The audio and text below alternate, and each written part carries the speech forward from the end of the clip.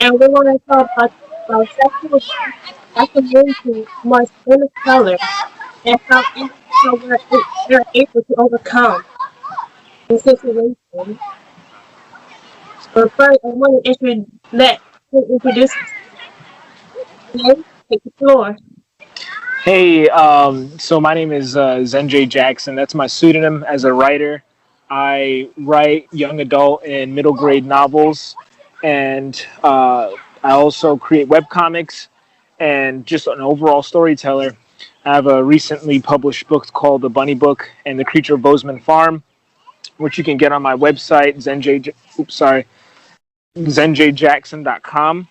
And it's an amazing tale. You'll be able to read 6 chapters for free and whatnot. But more about me, it's just the reason why I even bring that up is because my experiences in life has motivated me to express myself more and more because I lived a large fraction of my life uh, shut down in feeling unable to communicate. And so it's one of the practices that I embark in for the rest of my life is better understanding how to tell story, how to communicate emotional awareness through characters and emotional growth and through my characters and their environments. So yeah, that's just a bit about me. Um, and yeah, Your thoughts on the topic sexual abuse. sorry. What is your thoughts on the topic sexual abuse? Okay, so a little bit about my story. So coming to this point to even be able to talk about this is a milestone for many who undergo sexual abuse, and to talk to anyone who has been through it or to just openly communicate about it, it's it's a big challenge.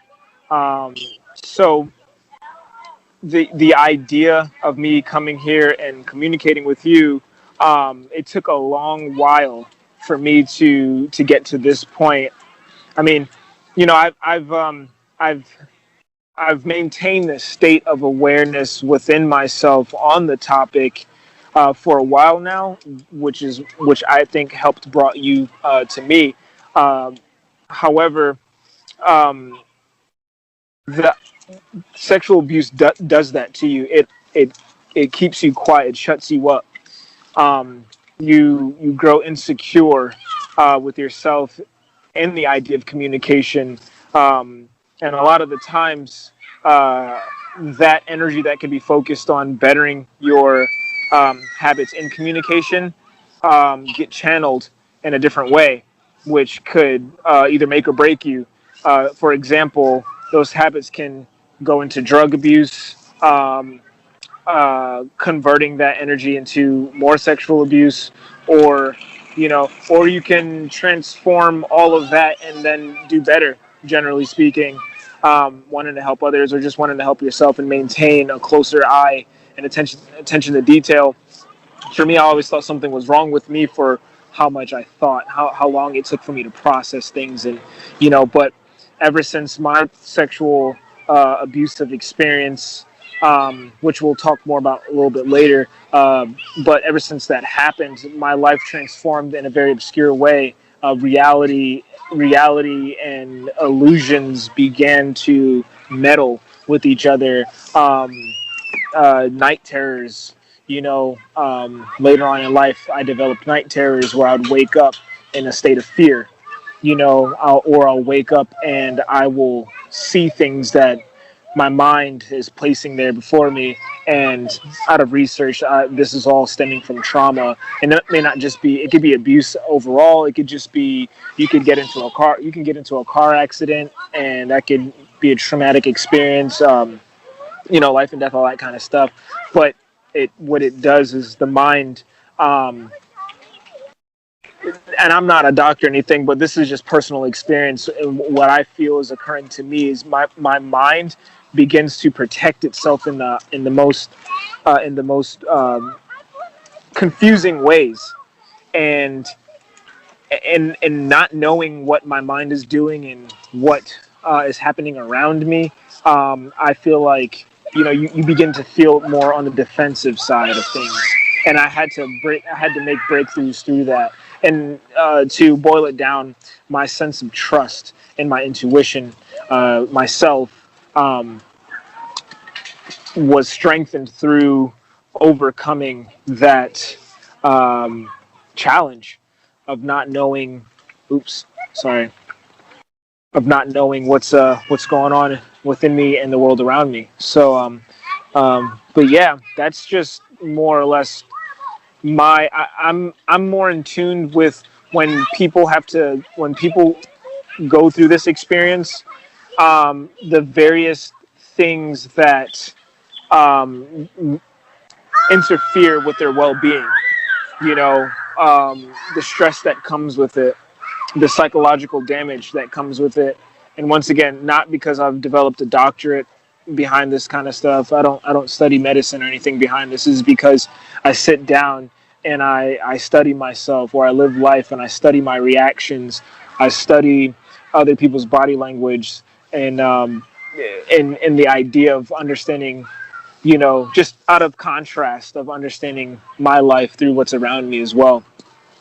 So, but yeah, yeah, and in that case, you can ask me whatever you feel comfortable asking me. I'm an open book. I don't feel it's necessary for me to withdraw this information intentionally at this point. Once again, everything that I know about myself it correlates with my storytelling ability, which allows me to further, once again, understand more of myself and people around me, and the mind, and how the human mind works. Um, yeah. So whatever you wish to ask, please. Would you say this experience has caused you to become like an advocate for people who experience this? So I don't want to identify myself to this structured individual who's focused so much on the idea that sexual abuse um, can be received in one way, because I am just one person. I think it's more of a communal effort, and it's more of a so to answer your question, I see myself as someone simply just willing to speak up and communicate about it at a fundamental level. That is, I feel like that's enough for people to feel secure or not alone. Like this video call right here, this interview right here is a foundational breakthrough for it. And if the visuals paint the picture that I'm being perceived as an advocate for the experience, I I hope that creates that sparks, like I hope that from that. Sorry, Fine. sorry about that. I hope that if someone picks up that image and places it upon me, that they discover a spark of excitement or security within them. If it makes them feel better, if it makes them feel secure, it makes it more. If it makes them trust themselves, but I don't want to hold myself responsible for that, because it's a very obscure subject, and I believe it really needs those who are willing to speak up and to hold hands around the subject and to communicate. And I think it's more than just one person, because everyone's experience is different, and everyone has something to bring to the table. I hold myself responsible for simply speaking up and bringing, like, I have 3 children, so I don't live in a state of fear. However, I do understand where my how do you say it? I understand what I'm looking for to protect my children. I understand how to communicate with my children through my experiences, and I may be looking at advocacy in a different way when I speak upon it like this, but I I don't consider humbly speaking, I don't consider myself a hero in any way, and I don't want anyone um, to swear by my word, because I'm here to help people look more inward and not further outward, because the illusion beyond us is what causes a lot of chaos within. So once we look more inward, and hopefully what I'm saying resonates with people to tune more inward, the journey through sexual abuse and healing from that is that your intuition um, grows. It weakens in a sense. Let me say this: you lose a sense of trust with it, and so this experience that one goes through, uh, the best way to heal and to recover is to look more inward and further strengthen the intuition, just so that they can further navigate in life, and and and to avoid situations that stem outside of that sort of abuse, and it could be from choosing the job that they would like, and going into a career, or making a new friend. These things all involve. There's always a sense of intuition that's bridging the gap between us and the outworld, and that's what allows us to make choices that we prefer. Sexual abuse or any sort of trauma diminishes our ability to make sound choices. And when I say sound choices, choices that allow us to feel comfortable with, excited with. And through excitement, sometimes we misunderstand excitement for anxiety. Sometimes we make choices out of pressure, and that pressure comes from ourselves. And it stirs up anxiety. And sometimes we get so stuck in that cycle of making decisions out of anxiety that we think over time that it's excitement.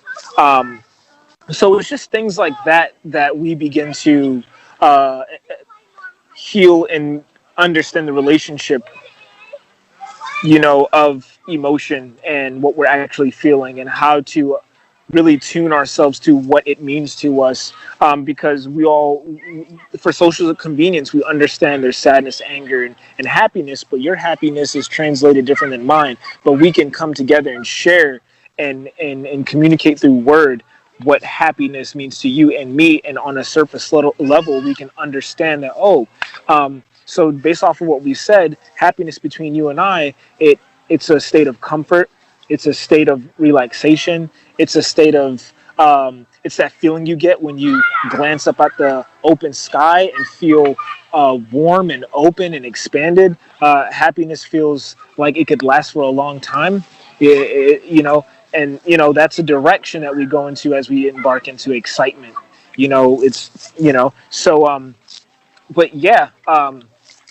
I think that I tend to do that. I trailed a little bit from this, from your question, which is the advocacy thing. And yeah, long story short, which is impossible, what I much rather people do, instead of looking at me as and holding a title over my head in any way, shape, or form, is to, if they resonate through what I'm saying, if anything they get from this interview is that they do whatever they can to better their relationship with the way they interact with themselves, from thought to intuition. And there's plenty of things, and there's exercises you can do. Primarily, one of the biggest things that I recommend is meditation. Meditation allows you to listen to your feelings. It allows you to discover what the present moment feels like, simply just listening to the birds chirp. And there's not really you don't need a mantra to do anything. You don't there's different levels of meditation, and to heal from trauma, I think the best thing to do is to just listen, relax the amount of overwhelming thinking that we do, and just listen to birds and silence our eyelids, and shut down for a second and listen to the breeze, and listen, because any form of abuse paves a path of anxiety and stress. I suffered from eczema due to this, and I can tell through my intuition that it correlates with that. And when you develop a relationship with yourself, your belief systems revolve around what it is that you undergo on a day-to-day level. So I can, through my eczema, I can understand when, if it comes up, I take a look around and see how stressed I'm, how stressed I am, because it's related to my stress and and my anxiety. So, and the thing is about this entire experience, healing is not slapping a band-aid onto something. Healing is good health is a practice. Healing is a practice. Healing, when you are healed, you are in a state of peace. And to maintain that state of peace, there are practices. And I suggest people to find practices, not instant gratification, because that's one of the biggest things we get caught up in with. It's, growing up, I got heavy into smoking marijuana, drinking heavily, and even got into cigarettes. But I always had a sense of mental strength. I've always had a sense of mental strength. And I think that, it, fortunately for me, I played soccer. And I think through soccer, I learned a little bit more about myself as well, through chemistry, team chemistry, and working with others, and learning to lose. And these are all psychological things that actually help you out in the field of life. And I was able to bring a lot of that subconsciously into my day-to-day. And I think, so, um, yeah, and I apologize for losing my train of thought for a second. I'm actually at a farmer's market right now, and I'm enjoying the scenery at the same time. It's beautiful. A lot of kids are running around. There's fresh food everywhere, and it's just is a state of joy circulating around me. And it's raining on and off, which is cleansing in itself. So, but yeah, health is a maintained act. It's a practice, and my practices come from interacting with myself and my intuition, and discovering what are those things that I like to do and sticking with them. I went back and forth a lot in life, figuring out, should I be a scheduled person, or should I just be like someone who lives, out in the world and does and go with the flow. And I do believe both is helpful for me. I like to go with the flow at a certain point. I have to make sure, like, I don't go with the flow by not ever eating. Like, I discipline myself to eat, because you listen to your body and you eat. So when you say go with the flow of life, if outside forces are interacting with you in a way, don't create a wall against it. You can go in a direction in a way that allows you to get to the destination of how you wish to feel much better. But if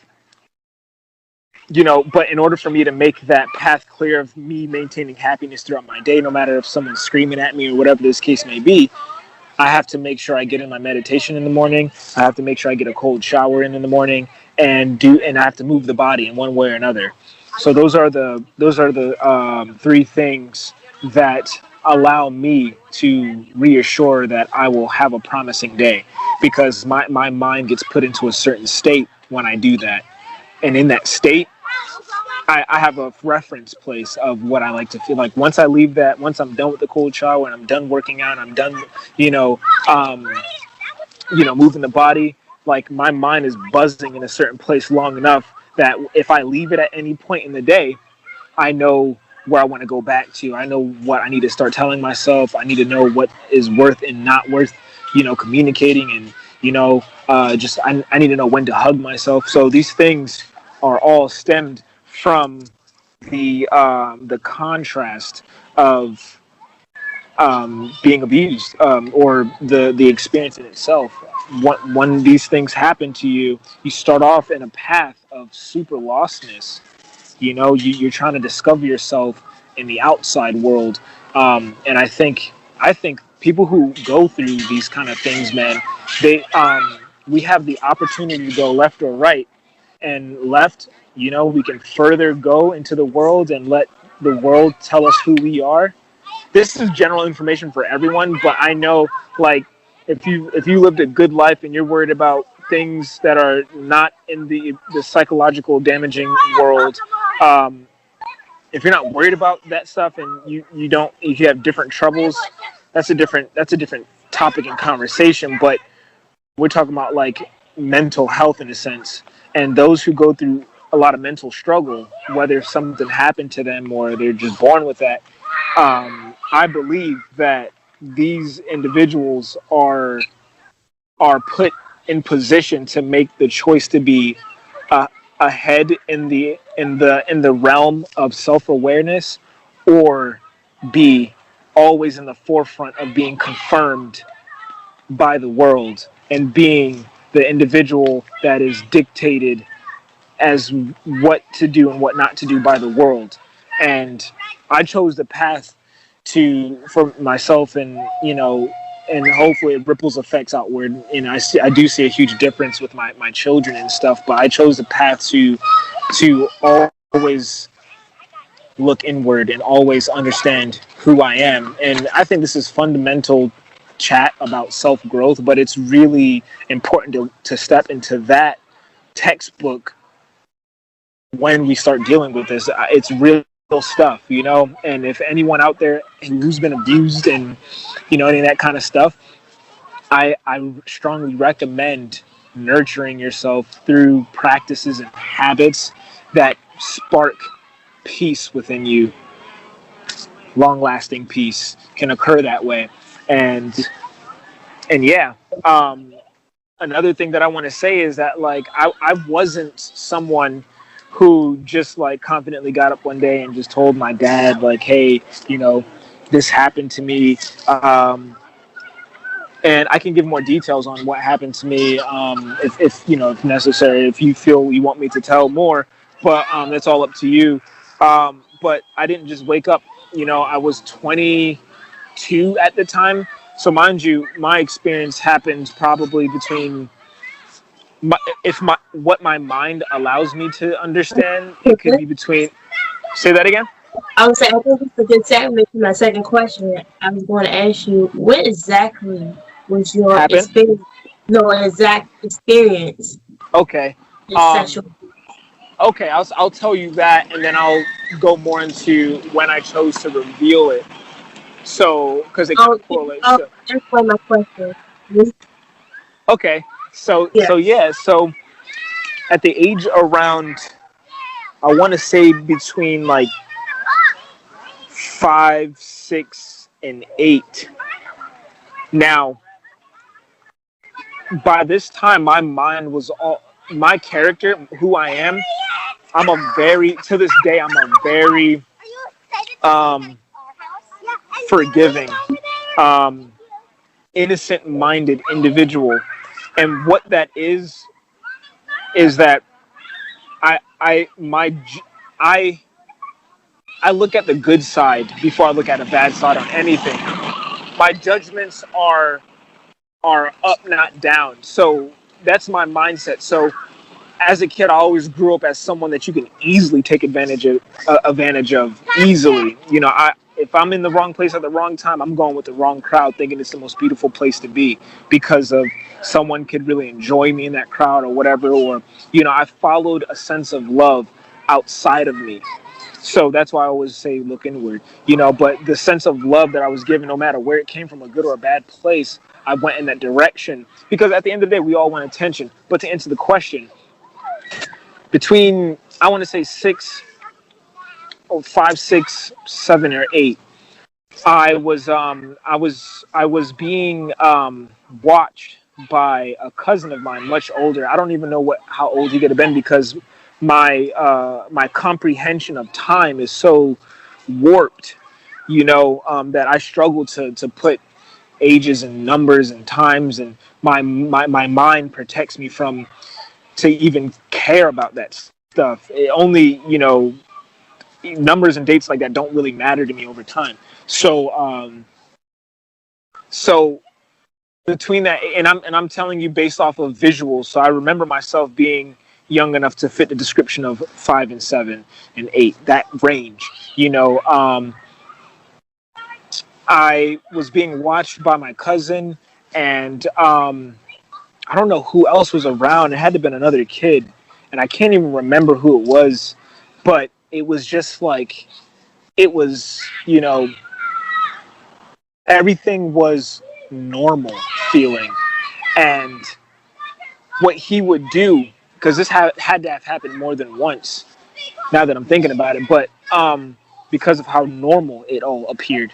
But I'm just gonna watch myself because I am around children before I express this, and they're over there, so but I'll be mindful.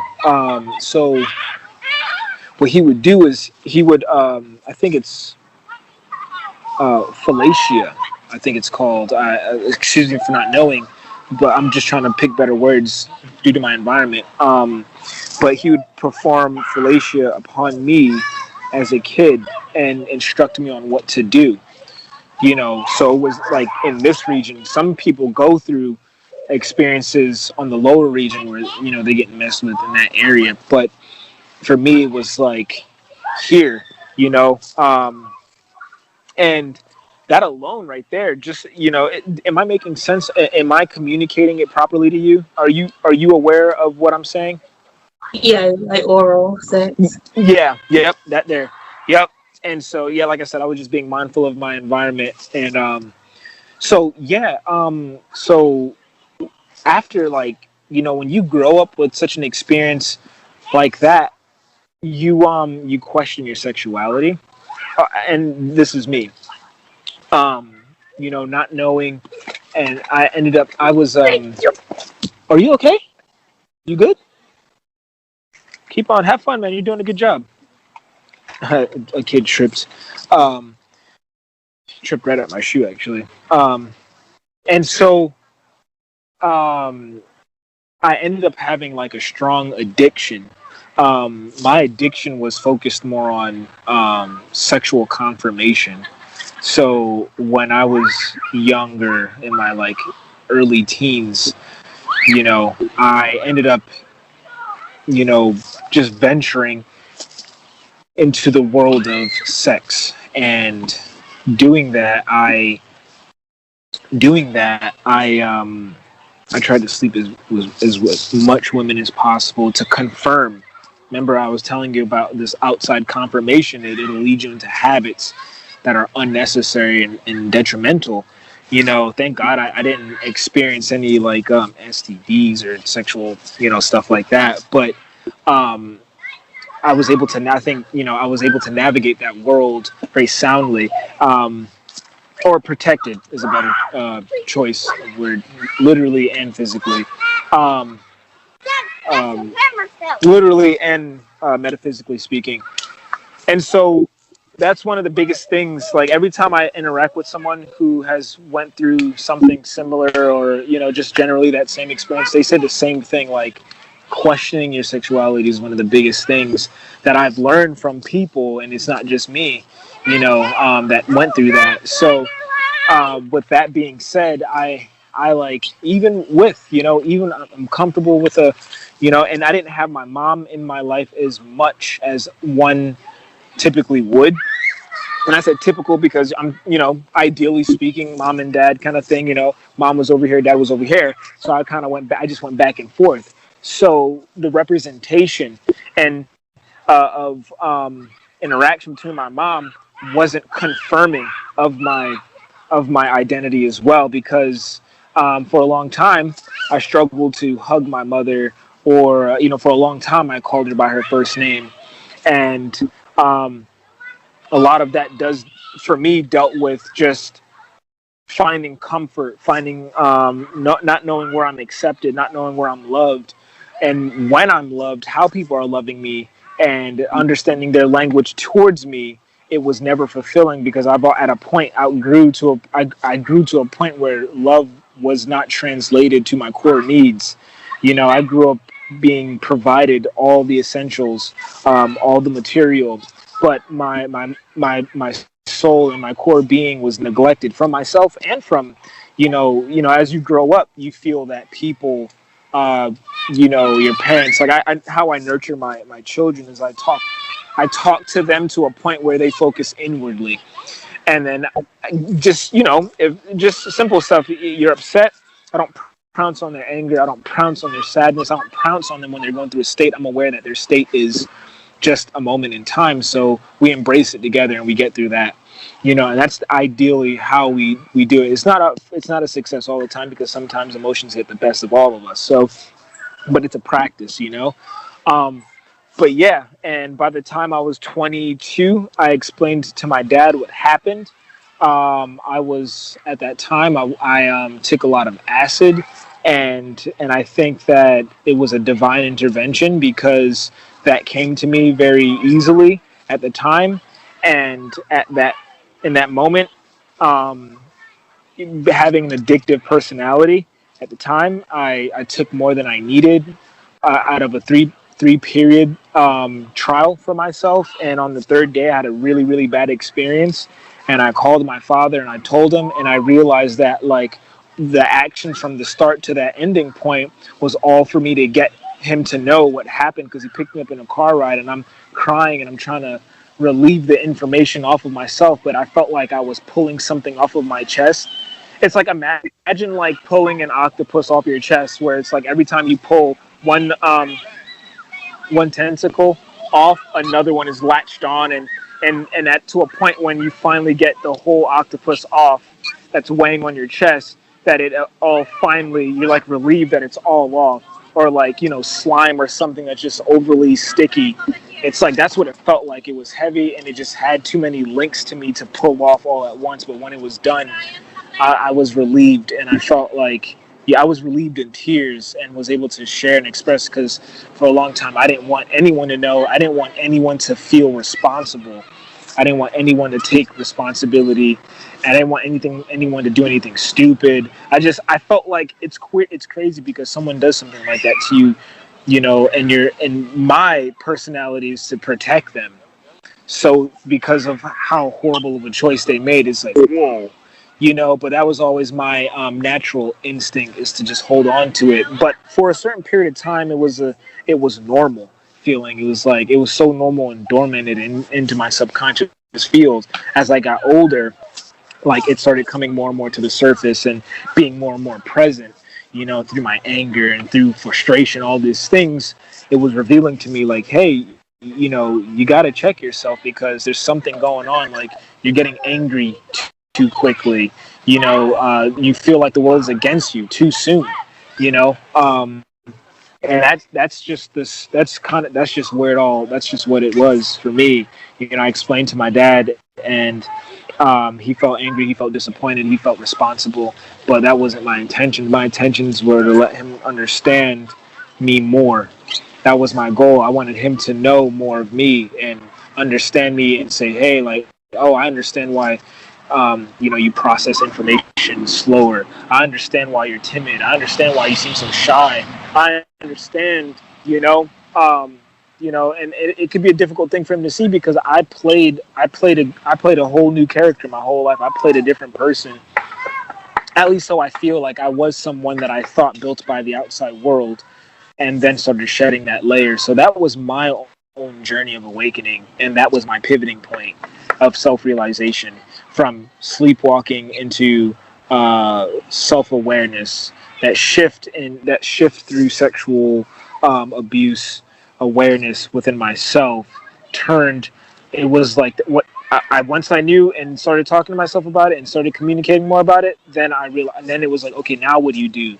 That's when I went into meditation and stuff like that to better manage myself, because years and years and years and years and years of backed up poor behaviors and where I kept my focus and things like that, it all still you never, it's so dormanted in you that as you move forward and as you grow, these things come to the surface bit by bit, and then once you think you're relieved from all those problems, you just like you feel like you've won, but then there's another villain to fight. If we're just for that's a good versus evil reference, but yeah, you feel like you're done, but there's another thing to tackle.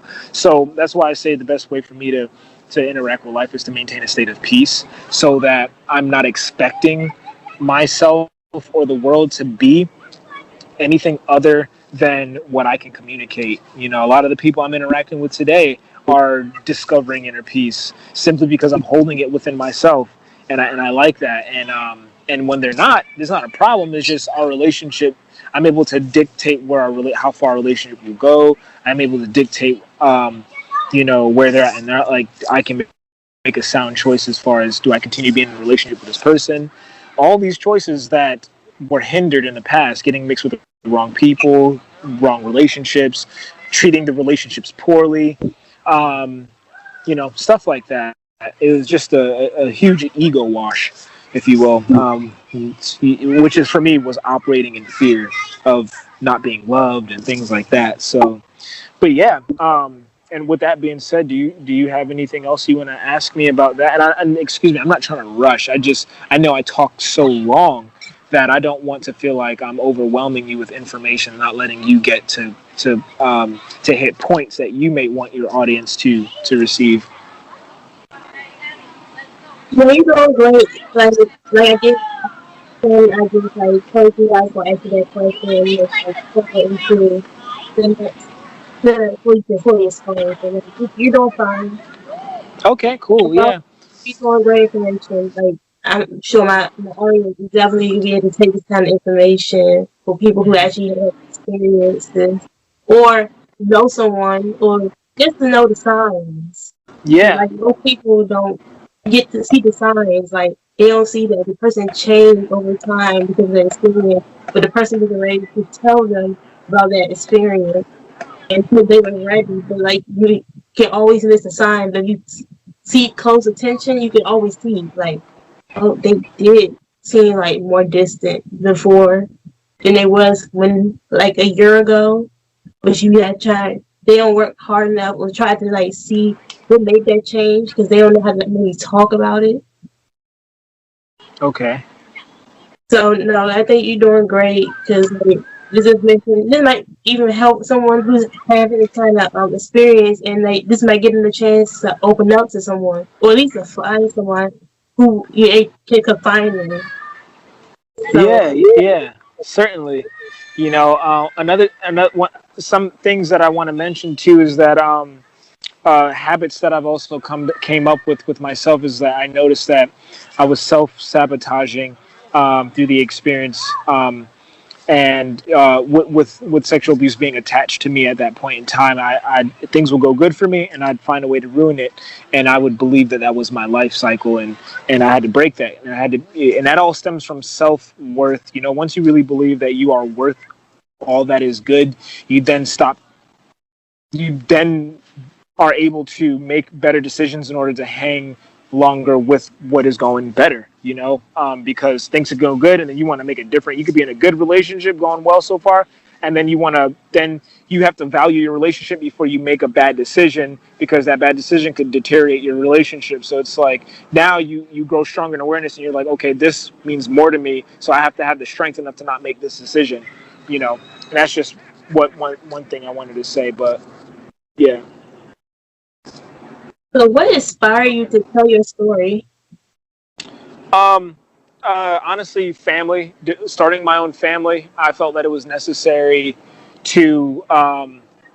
Starting my own family made me feel like I needed to communicate more about myself. I didn't want to hide my truth of my story arc from my family, and communicating with my wife, it allowed me to understand more about myself, because while I was living life, she would do more research for me and let me know, like, hey, this is why you may be acting like this. And it allowed me to it strengthened my ability to look more internally, and be more self-accepting and to feel less alone.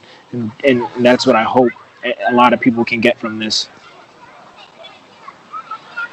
So what was it like during that very first time? Something you got the courage to tell your wife about the event. Say that again. What was it like during the very moment you finally gained the courage to share the treasure event with your wife? Oh, with my wife. At this point, I was already so comfortable with her that you know it was more nonchalant, and it wasn't like a thing of brevity. You know, I didn't have to reach a milestone in order to communicate with her, as far as I remember. But we a lot of conversation between her and I is just a moment of sitting down and sharing more about each other, and that moment is often a peaceful moment, and it's comfortable, and so doing that, you know, allowed me to just speak up when it was my turn to communicate more about myself, and you know, she was able to relate. How did you feel at that moment? And what was Uh, her reaction?